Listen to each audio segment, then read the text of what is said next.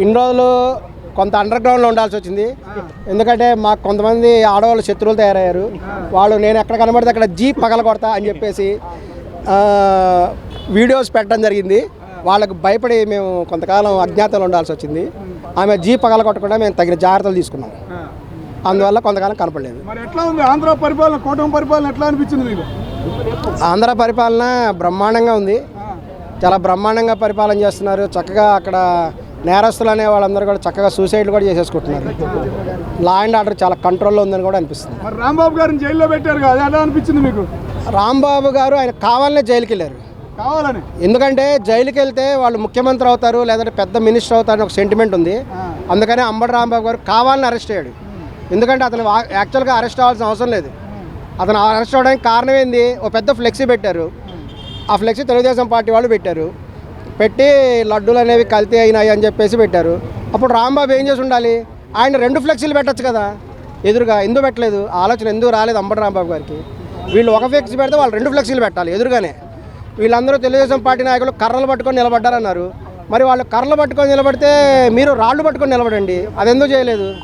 అలా చేయకుండా అక్కడికి వెళ్ళేసి మొత్తం చించేస్తాను, పీకేస్తానని చెప్పి అక్కడికి వెళ్ళాడు. అక్కడికి వెళ్ళిపోయి ఆ లమ్కొడుకు గిమ్కొడుకు ఏదో మాట్లాడాడు. మనం మాట్లాడితే ఊరుకుంటారా? చక్కగా తీసుకెళ్లారు. ఆయన సంతోషంగా జైలుకి వెళ్ళాడు. కాకపోతే అక్కడ దోమలు కొడుతున్నాయని ఇబ్బంది పడుతున్నాడు. మరి తగ్గేదే లేదంటున్నాడు కదా కోర్టుకి వెళ్ళేటప్పుడు, దాని గురించి ఏమంటారు? అవును, తగ్గేది లేదంటాడు. ఎందుకంటే ఆయన అంతకుమించి చేసేది లేదు కాబట్టి. ఈ రోజుల్లో చట్టం అనేది అందరికీ తెలుసు. బెయిల్ రావాలంటే పరిస్థితి ఏంటో అందరికీ తెలుసు. ఆయన కూడా చక్కగా కూడా అక్కడ కొంతకాలం ఉంటే అదొక దాన్ని ఏమంటారు, వెకేషన్స్కి వెళ్ళినట్టుగా అనమాట. ఓకే సార్, అట్లాగే బిల్ గేట్స్ గారు వచ్చారు, టీ ఖర్చు పెట్టారు, అది ఖర్చు పెట్టారు, ఇది ఖర్చు పెట్టారు అని సెటిల్ అవుతున్నారు. వాళ్ళ గురించి మీరేం చెబుతారు? అవునండి, టీ ఖర్చు పెడతారు. రీసెంట్గా కూడా చూశాను, బిల్ గేట్స్ గారికి ఒక మైసూర్ బోండా ఒకటి ఇచ్చారు. ఆయన దాన్ని సగం తిని మిగతా సగం జేబులో వేసుకున్నాడు. ఎందుకంటే దాన్ని ఆయన టెస్ట్లకు పంపిస్తాడు బహుశా. అది ఏంటి, అందులో ఇంగ్రీడియంట్స్ ఏంటి? అవును, అవకాశం ఉంది. ఇంగ్రీడియంట్స్ ఏంటి ఆయనకు బాగా నచ్చి ఉండొచ్చు టేస్ట్. ఈ మైసూర్ బోండాలో లేదంటే పునుగుల్లో ఏమేం కలుపుతారు, వాటి ఇంగ్రీడియంట్స్ ఏంటి, ఇంత టేస్ట్కి ఎందుకు ఉన్నాయి? ఆయనకు చాలా బాగా నచ్చింది టేస్ట్. ఆయనకు టేస్ట్ నచ్చితే అడిగి ఉండాల్సింది. అలా కాకుండా జేబులో వేసుకోవడం ఎందుకో? అది వీడియోలో అందరూ చూసే ఉంటారు. సగం ముక్క తిని మిగతా సగం జేబులో వేసుకున్నాడు బిల్ గేట్స్. గమనించి ఉంటారు. మరి ఆ విధంగా వీడియోలో కనబడుతుంది. ఈసారి అబ్జర్వేషన్ చేయండి, వీడియోస్ కూడా ఉన్నాయి, దాని మీద వచ్చినాయి. ఆయన జేబులో వేసుకుని వెళ్ళిపోయాడు. మరి ఆ పునుగుల్ని ల్యాబొరేటరీ పంపించి దాని మీద మైక్రో రీసెర్చ్ ఏమైనా చేస్తారో తెలీదు. ఏదైనా ఆయనకు మటుకు బాగా నచ్చింది. ఇండియాలో ఫుడ్ బాగా నచ్చింది. ఇక్కడ మంచి ఆనియన్స్, తర్వాత టేస్ట్ బాగా నచ్చినాయి కాబట్టి బిల్ గేట్స్ ఖచ్చితంగా హైదరాబాద్కి వస్తాడని భావిస్తున్నాం. ఓకే సార్, అట్లాగే బొత్స సత్యనారాయణ గారు తెలుసా? మరి ఆయన ఏంది బిస్కెట్కి బదులు పాల ప్యాకెట్ చూపిస్తున్నాడు అంటున్నారు, ఏమంటారు దాని గురించి? బిస్కెట్ బదులు ఎవరికి? నెయ్యి బదులు బిస్కెట్ ప్యాకెట్ చూపిస్తున్నాడు అంటారు మీడియా ముందు, దాని గురించి ఏమంటారు? చీజ్ ప్యాకెట్ చూపించారు. చీజ్ ప్యాకెట్, పాల ప్యాకెట్ బదులు హెరిటేజ్ పాల ప్యాకెట్ బదులు చీజ్ ప్యాకెట్ చూపించారు. ఎందుకంటే ఇది అందరూ తెలిసిన విషయం అండి. ఈ రోజున పాల ప్యాకెట్లు తాగడం అనేది శుద్ధ ప్రమాదకరమైన విషయం అని అందరూ భావిస్తున్నారు. మరలా కూడా అందరూ బర్రెపాలు తాగండి. మీ ఇంటి దగ్గర బర్రెలు పెంచుకోండి. అందరూ ఉద్యోగం లేని వాళ్ళని తలా ఒక బర్రె పెంచుకోండి. ఎందుకంటే నేను నిజంగా చెప్తున్నాను, ఒక చోట ఒకరు బర్రె పెంచుతుంటే వాళ్ళ ఎదురుగా ఒక 15 మంది క్యూలో ఉన్నారు తెలుసా.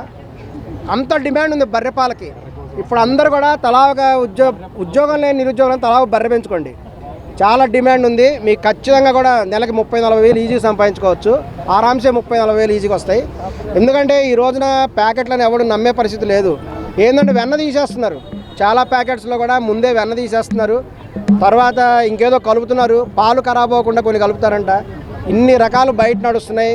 వీటన్నిటి వల్ల జనం చాలా ప్రమాదకరంగా భయపడుతున్నారు. కాబట్టి ఏది నిజమైన పాలు, ఏది ఈ మధ్య పెరుగులో కూడా ఆర్గానిక్ పెరుగు అండి, పాలు లేకుండా పెరుగు వచ్చిందని. మరి ఇవన్నీ ఎలా పాసిబుల్ అవుతున్నాయి అర్థం కావట్లేదు. కానీ టెక్నాలజీ డెవలప్మెంట్ జరిగి ఈ విధంగా రివర్స్ వస్తుందని ఎవరు అనుకోలేదు.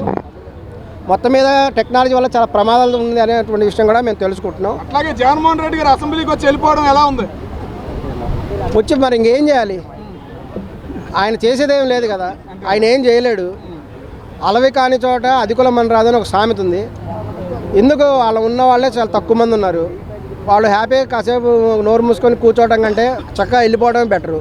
ఎందుకంటే వీళ్ళు ఏమైనా అరిచారంటే వాళ్ళందరూ తలా ఒక మైక్ ఇసిరేసారంటే చాలా ప్రమాదం. దాని బదులు ఆయన వెళ్ళిపోవడం బెటర్ కదా. ఏదైనా ఉంటే నెక్స్ట్ టైం చూసుకోవాలి. లేదంటే ఆయన కూడా ఒక శపథం చేసి నేను ముఖ్యమంత్రిగానే అడుగు పెడతా అని శపథం చేసి వెళ్తే బాగుండేది. ఆ విధమైనటువంటి ఆలోచన త్వరలో వస్తుంది. త్వరలో అవకాశం ఉందంటారా? 29లో అంటే రకరకాలైన డిఫరెన్స్ వస్తున్నాయి కదా. ఇప్పుడే మరి వీళ్ళ మధ్య తెలుగుదేశం పార్టీ మరియు జనసేన పార్టీ మధ్య ఉండే రిలేషన్ బట్టి ఆధారపడి ఉంటుంది.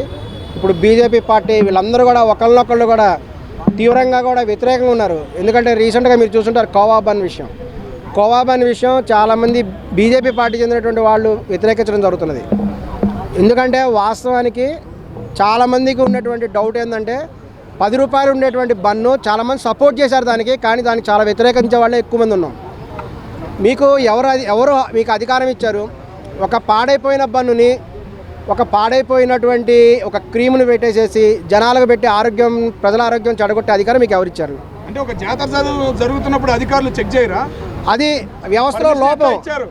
పర్మిషన్ లేదు అసలు కోవా బన్ అనే పదం దానికి వాడకూడదు. అందులో కోవా ఏమి లేదు, అది ఓన్లీ రవ్వ బన్. అది మరి రవ్వ బన్నుకి హలాల్ సర్టిఫికేట్ ఉందా లేదా అనేది వాళ్ళు చెప్పాలి. హలాల్ సర్టిఫికేట్ లేకుండా వాళ్ళు ఎందుకు అమ్ముతున్నారు? నాగబాబు గారు సపోర్ట్ చేయడానికి కేవలం కారణం ఏంటంటే ముస్లింలు ఓట్లు పొందాలనేటువంటి రాజకీయమే, కేవలం రాజకీయ కారణాలతో ఆయన సపోర్ట్ చేస్తున్నాడు. ఇప్పుడు ప్రతివాడు వలి దగ్గరికి వెళ్తాడు, ఆయనకి ఎందుకు సపోర్ట్ చేస్తారండి? తెలంగాణలో వస్తే పగలగొడతారు. ఏంది ఆయన చేసిందేంటి? ఆ బన్నులు తీశారు, బన్నుల్లో నీళ్లుగా ఉన్నాయి, బన్నులు తడిసిపోయి మెత్తగా తడిసిపోయినాయి. అది ఆయన కావాలని చేసి ఉండకపోవచ్చు. ఎప్పుడో దూరం నుంచి తీసుకొచ్చారు, 5 రోజుల నుంచి పెట్టారు. బండ్లు ఎలా అవుతాయి చెప్పండి? అవి బయట హైదరాబాద్లో ఉండే బండ్లు కాదు, అవి ఎక్కడో డూప్లికేట్ బండ్లు తయారు చేసి తీసుకొచ్చారు. అవంతా బూజు వచ్చింది. ఆ కోవా అనేది ఉడకబెట్టారు, అందులో ఏమేమి వేశారో తెలీదు. రవ్వ అంటున్నారు, కానీ రవ్వ ఏమై ఉండదు. ఈ మధ్య కిలో బియ్యం రూపాయి పథకం వచ్చింది కదా, ఆ బియ్యాన్ని కొని దాన్ని రవ్వ చిత్రహింసలు చేసి అదేదో పౌడర్ వేసుకుంటారు. ఇవన్నీ వేసి ఏదో పులవ పెట్టి అది పూసిస్తున్నారు, కొంచెం చక్కెర వేసి ఉంటారు తీయగుండానికి. ఇవన్నీ జనాలకి ఇస్తే ఎవరికైనా లూజ్ మోషన్లు పట్టుకుంటే ఎవడు రెస్పాన్సిబిలిటీ?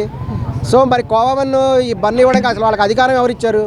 మరి ఫుడ్ సేఫ్టీ అధికారులు ఏం చేస్తున్నారు? ఫుడ్ సేఫ్టీ అధికారులు రెస్పాన్స్ తీసుకోవాలి.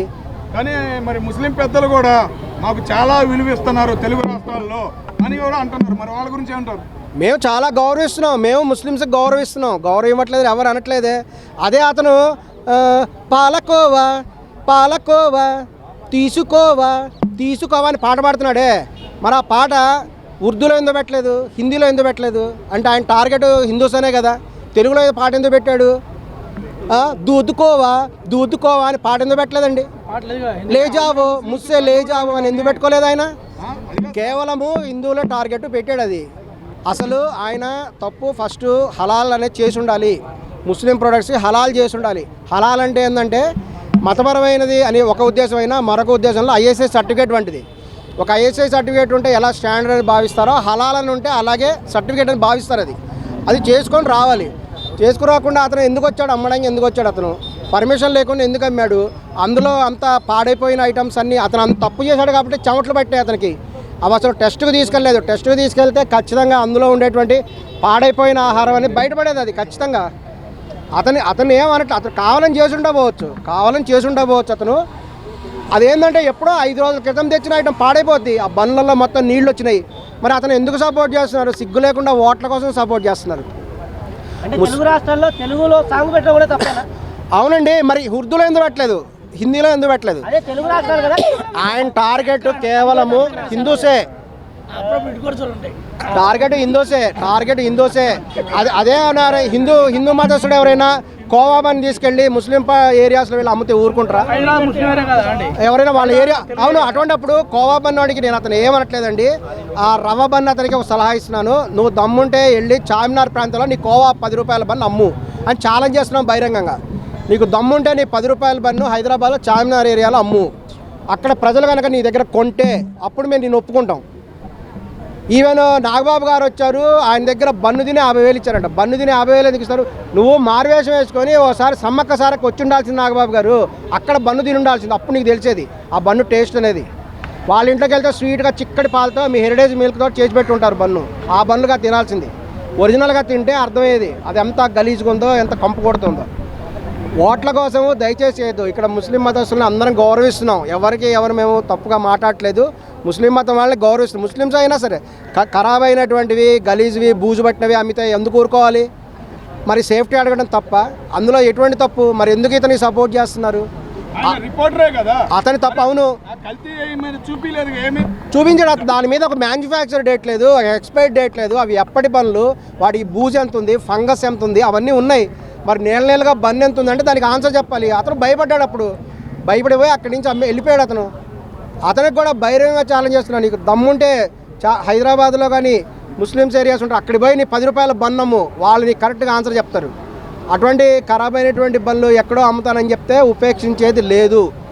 మీరు ఫస్ట్ కూడా హలాల్ సర్టిఫికేట్ తెచ్చుకోండి. హలాల్ సర్టిఫికేట్ లేకుండా బయట కూడా అమ్మడానికి వీల్లేదు. ఎందుకంటే లేకుండా అమ్మొచ్చు, కానీ కూడా అవి ఒక ISI సర్టిఫికేట్ లాగా ఒక స్టాండర్డ్ లేనివిగానే జనాలు భావిస్తున్నారు. మేము కూడా భావిస్తున్నాం. మేము కూడా హలాల్ సర్టిఫికేట్ని గౌరవిస్తాం. అది కేవలం కొంతమంది అనేది నాన్ వెజ్కి మాత్రం అంటారు, కాదు, ప్రతి తినే ఆహార పదార్థానికి కూడా హలాల్ సర్టిఫికేట్ ఇస్తారు. అది ఉన్నవి మాత్రమే అమ్మాలి అని కూడా. అలాగే ప్రతి ముస్లిమ్స్ కూడా మీరు చేసేటువంటి వ్యాపారాలకి హలాల్ సర్టిఫికేట్ తీసుకోండి అని వాళ్ళకి కూడా రిక్వెస్ట్ చేస్తున్నాం.